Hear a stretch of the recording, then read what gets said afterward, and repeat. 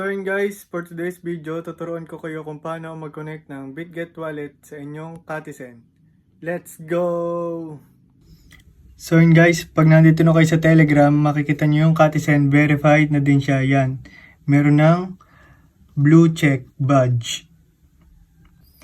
So yun guys, ito yung kanilang channel dito sa Telegram. Meron silang 4.8 million subscribers, tapos verified din yung kanilang channel. So nakalagay dyan, Katizen and BitGet Wallet Connect 2024. So kailangan daw i-connect yung BitGet Wallet dito sa Katizen.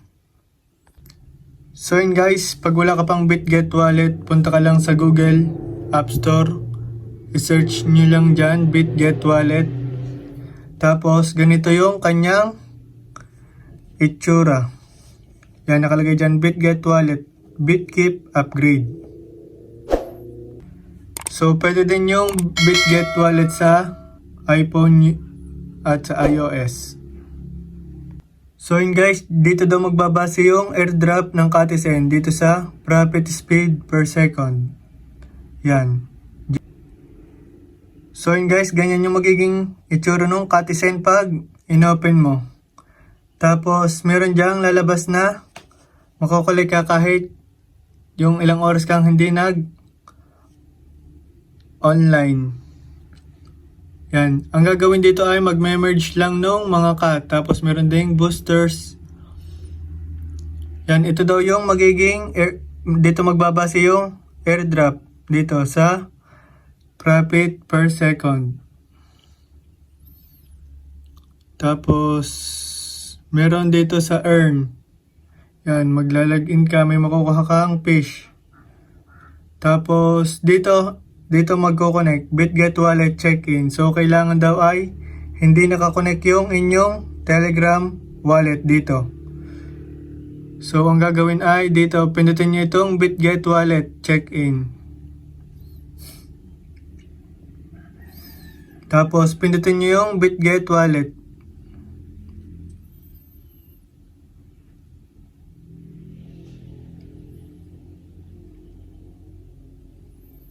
Yan. So, after nyan, may lalabas na ganito sa inyong screen. So, ang gagawin dyan ay pindutin nyo lang itong approve.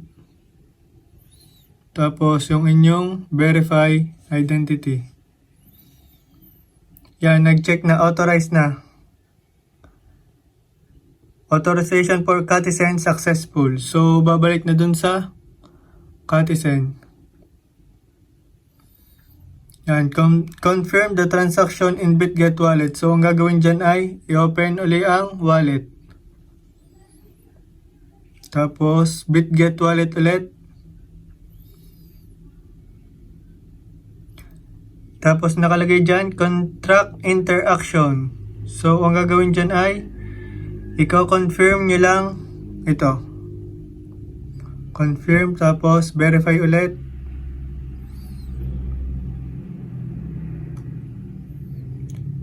Yan, so after nyan guys, punta ulit dun sa Katizen na tapos nakalagay dyan, confirming. So, nag-check na, tapos i-check natin kung nag-connect wallet na siya. So, yun guys, makikita nyo dito na meron ng connected wallet. So, ganun lang kung paano mag-connect wallet dito sa Katizen. Yan, ito yung mga task na gagawin. So, kailangan ay nakakonect din yung inyong X account. Tapos, meron ditong daily purchase. May makukuha ka na cut.